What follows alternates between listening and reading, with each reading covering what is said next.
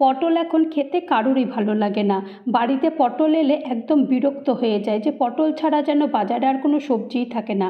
কিন্তু পটল দিয়েও যে এত সুন্দর রান্না করা যায় সেটা না বানালে কেউ বিশ্বাস করবে না। তো প্রথমেই আমি এখানে পটল কেটে নিয়েছি আর এরকম মাঝখান থেকে একটু কেটে নিয়েছি। এরপরে একটা আলু নিয়েছি, আলুটাকেও জিরি করে কেটে ভেজে নিয়েছি।